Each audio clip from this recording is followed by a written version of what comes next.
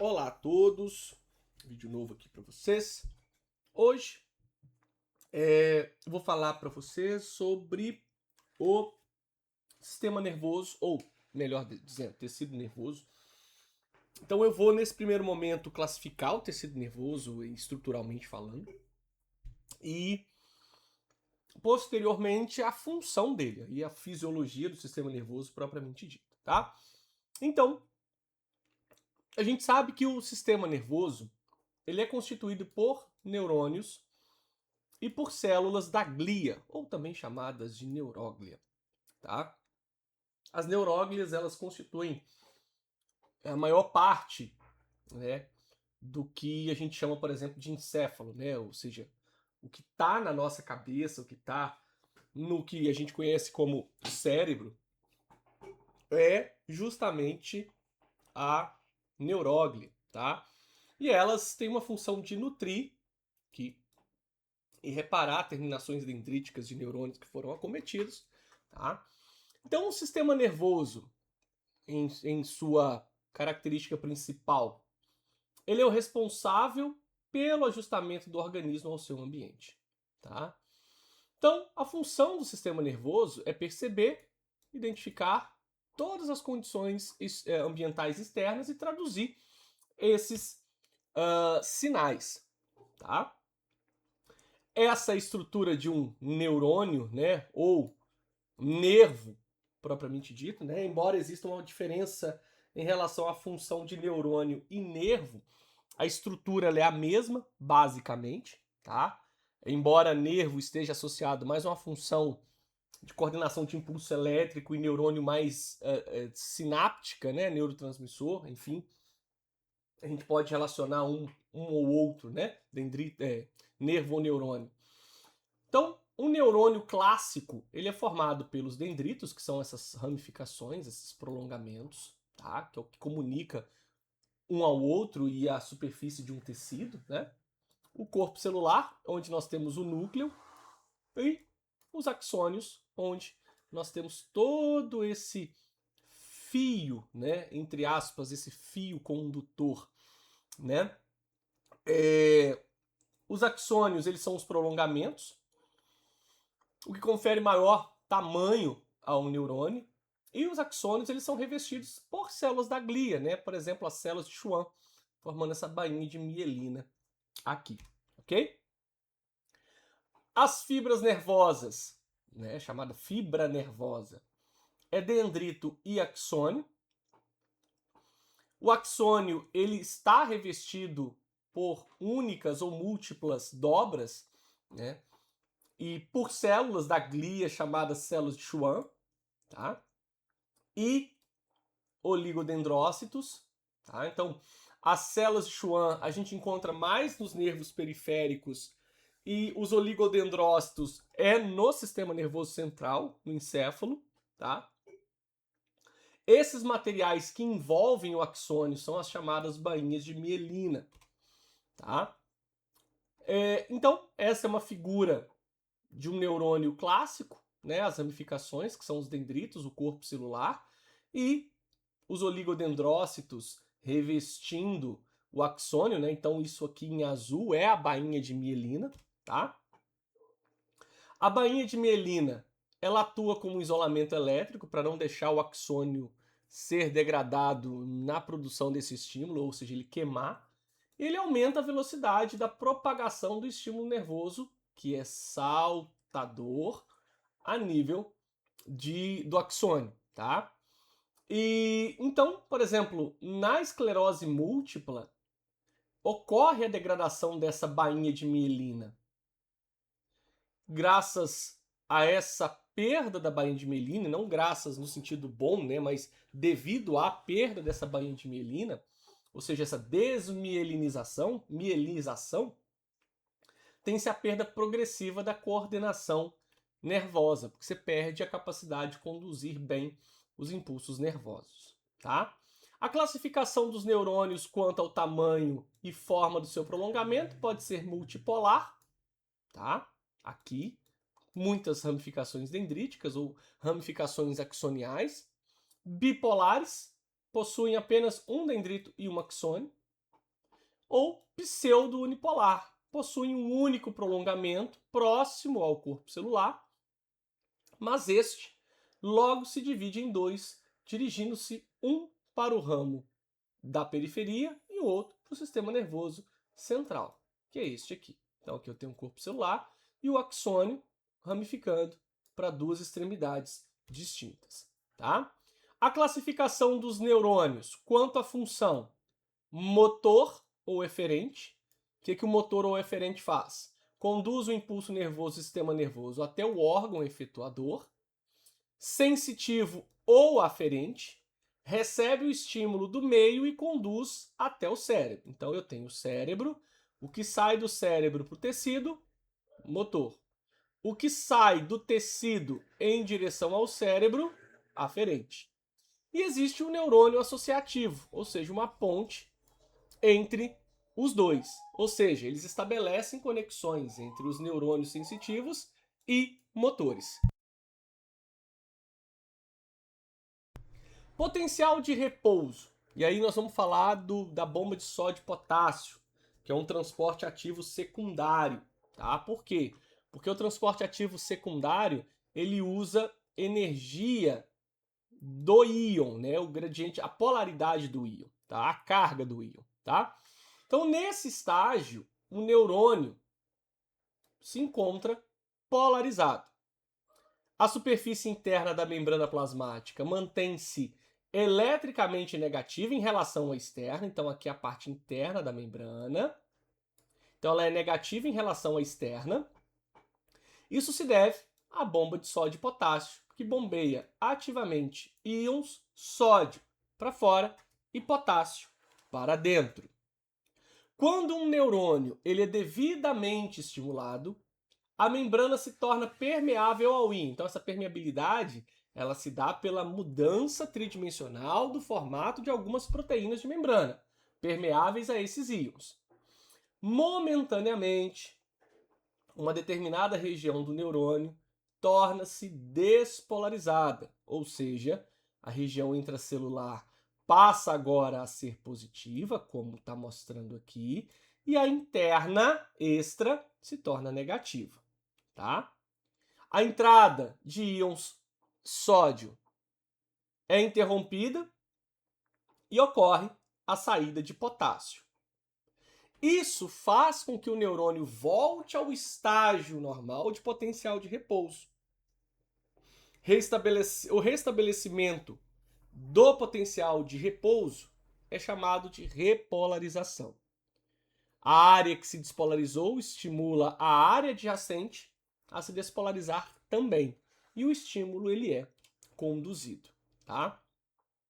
A propagação do estímulo nervoso se dá do dendrito para o corpo celular, para o axônio, consequentemente, dendrito, corpo celular, axônio, dendrito, corpo celular, axônio, dendrito, corpo celular, axônio. Tá?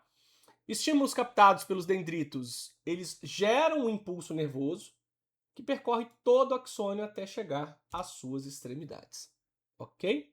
Então, em resumo, o estímulo nervoso requer um potencial de ação, ou seja, mecanismo de polarização e despolarização, uma repolarização e a migração do impulso nervoso até a extremidade do axônio.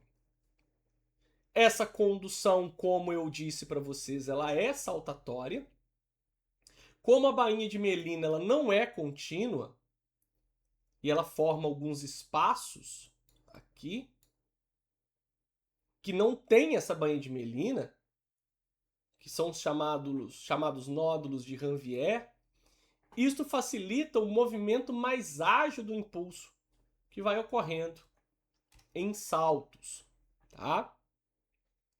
Então, o neurônio ele tem ali o que a gente chama de lei do tudo ou nada. Tá? Existe um valor mínimo de excitação para que ocorra um impulso nervoso. Se o estímulo ele for fraco e não atingir o valor mínimo da excitação, não vai ter impulso nervoso. Mas se esse estímulo for forte e superar esse limiar mínimo de excitação, haverá a produção de impulso nervoso, não importando a grandeza do estímulo. Então, independente dessa grandeza do estímulo, a resposta ela sempre vai ser a mesma, tá? As sinapses, tá? Ao contrário dos impulsos nervosos, elas são regiões, as sinapses elas são regiões de íntima aproximação, ou seja, dendrito não está ligado a outro neurônio pelo dendrito, eles estão ali no ponto de máxima aproximação. Então aqui nós temos um espaço, que é a fenda, a chamada fenda sináptica. E é justamente nessa fenda que vai ocorrer a transferência de um estímulo químico, neurotransmissor, entre esses neurônios, tá? Então, nessa região é que ocorre essa comunicação, e essa comunicação, ela é a sinapse, tá? Então, os dendritos, eles contêm, né, vesículas membranosas, são produzidas pelo complexo de Golgi, repletas de neurotransmissor. Acetilcolina, noradrenalina, epinefrina e por aí vai. Tá? A epinefrina é a adrenalina e essa é a noradrenalina na outra nomenclatura. Tá? Quando o impulso nervoso chega nos botões sinápticos, ocorre uma comunicação por cálcio, um influxo de cálcio, que permite agora que esses neurotransmissores eles sejam liberados nessa fenda. Então o neurônio A libera o neurotransmissor e o neurônio B capta esse estímulo, como está sendo mostrado nesse esquema, tá? O neurotransmissor ele liga a uma proteína específica da célula vizinha. Se esta for outro neurônio, pode ocorrer um novo impulso, ou seja, uma nova sinalização e a transferência desse sinal. Se for uma célula muscular, vai ocorrer contração muscular.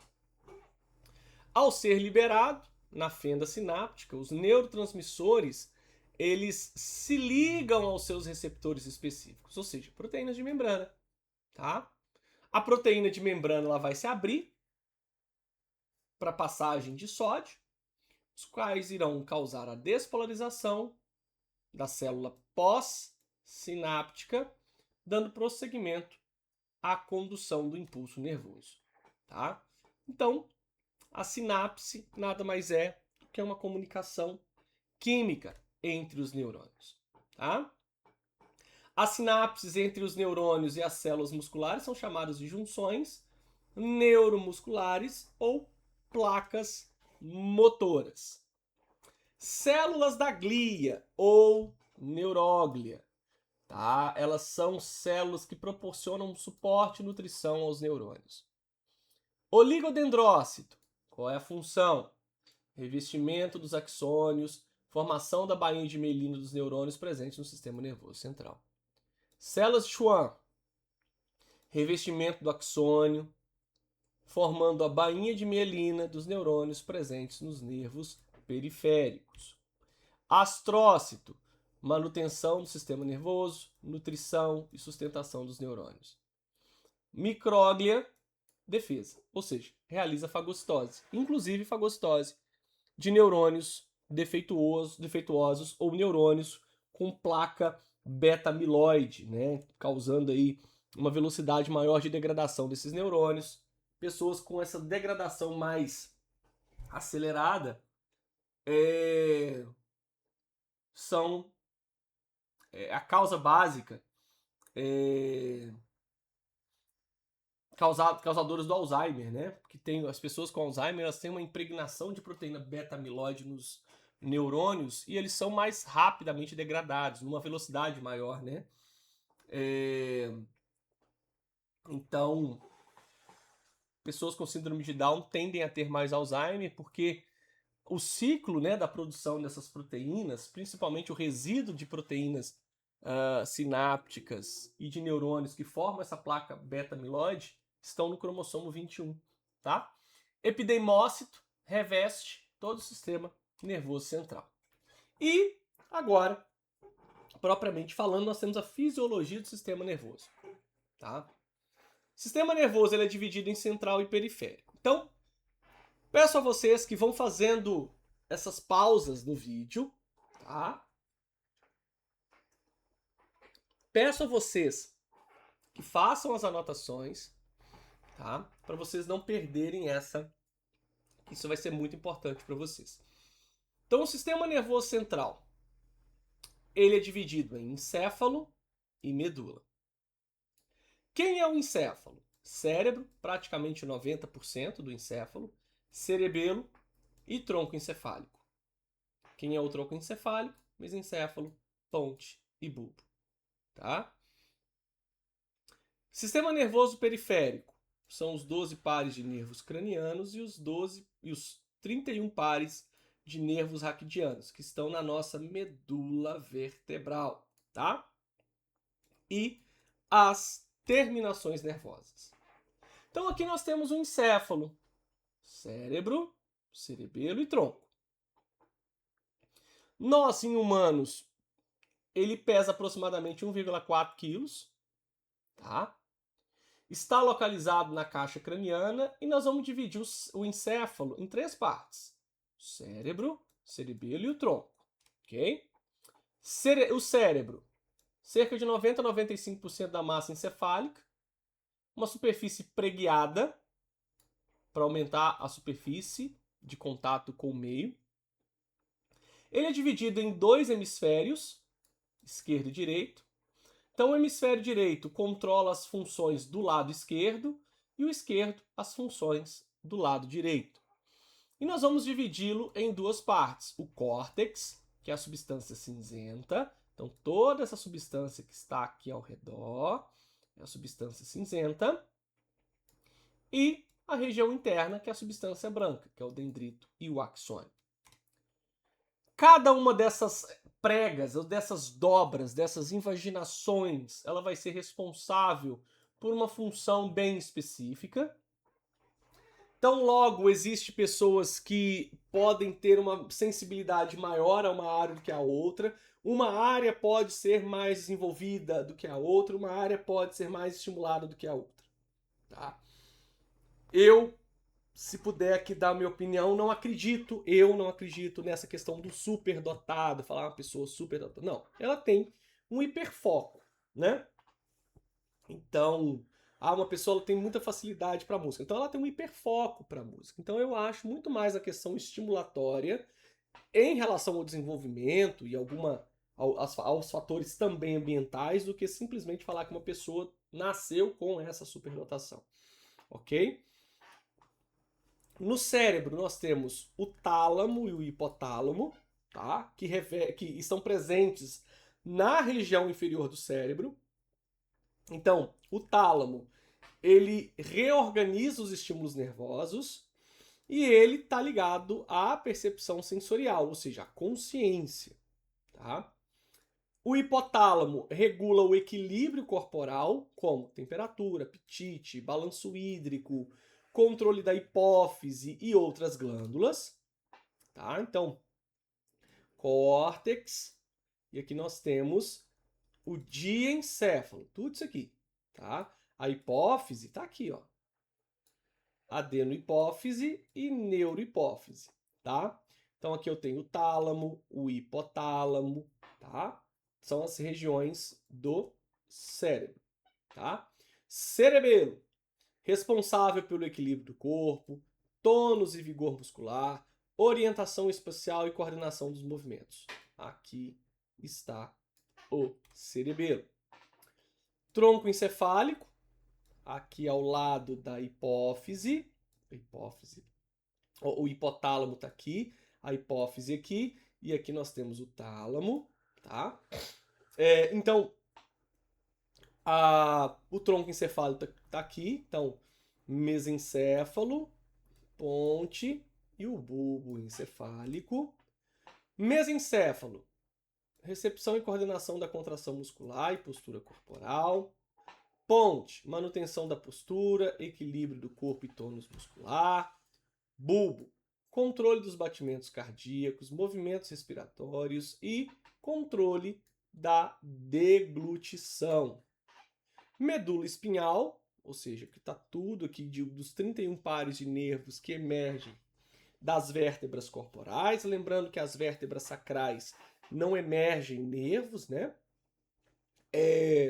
Então, é um cordão cilíndrico que parte da base do encéfalo e percorre toda a coluna vertebral. Aloja-se dentro das perfurações das vértebras e da medula espinhal partem 31 pares de nervos chamados nervos raquidianos.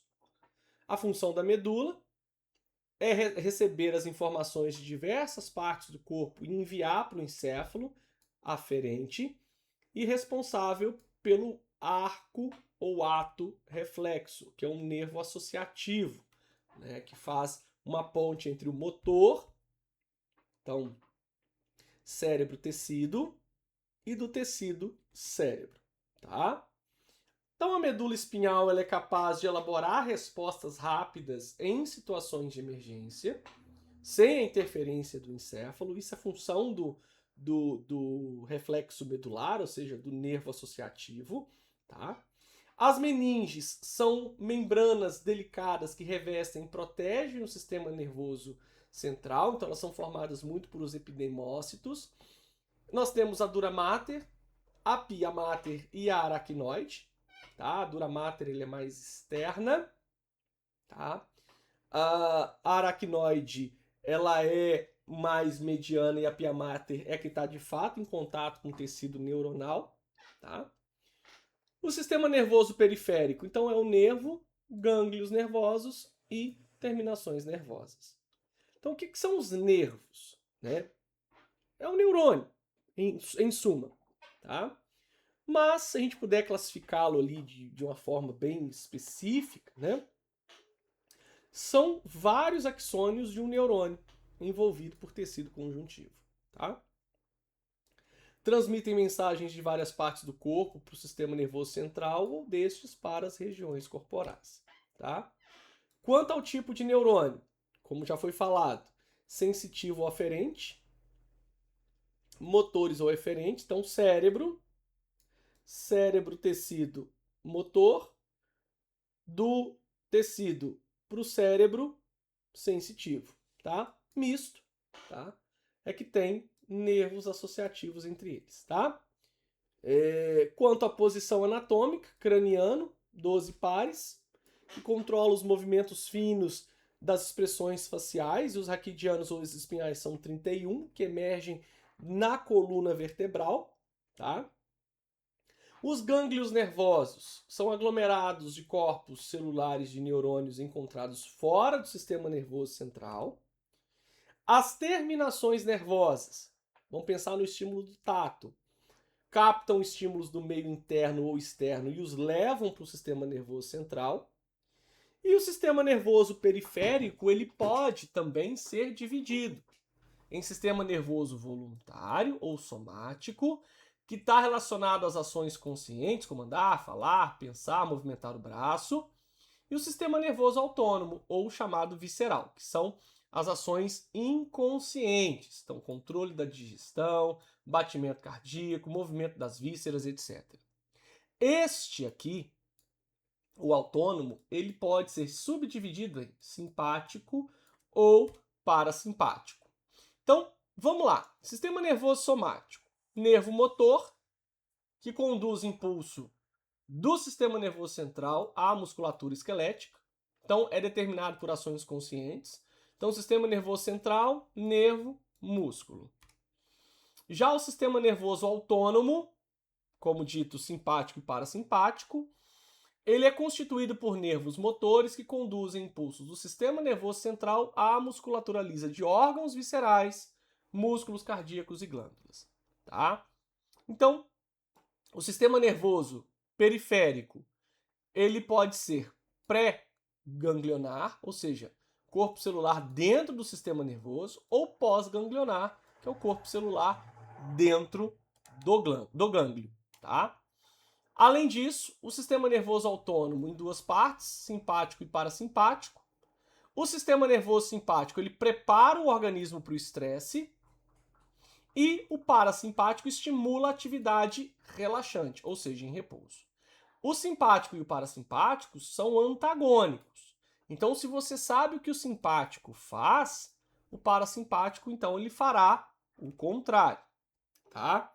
Façam uma pausa no vídeo, deem uma olhada no que cada um desses nervos faz. Então, escolha um lado. Então, se você pegar o parasimpático, então ele está relaxando e aqui ele está em estímulos de estresse.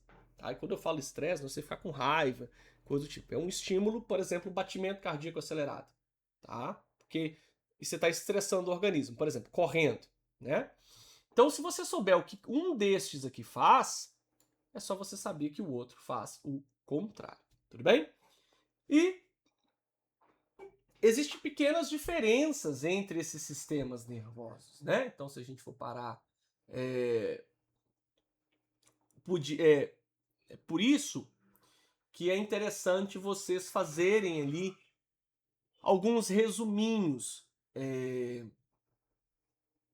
para facilitar o estudo de vocês. Então, por exemplo, a fibra pré-ganglionar do simpático ela é curta e do parasimpático longa. A fibra pós-ganglionar do simpático é longa e o inverso curta. Tá? Origem dos nervos torácico e lombar e o parasimpático cervical. O mediador químico do simpático, acetilcolina e adrenalina, do parasimpático, acetilcolina, tanto na fase pré quanto na fase pós-ganglionar. Ok? Bom, é isso, tá? É um resumo. Se gostou, compartilha, curte, dá o like aí. Não esqueça de rever esse vídeo quantas vezes quiser para fixar melhor. Deixe nos comentários alguma dúvida. E por hoje é isso. Um abraço.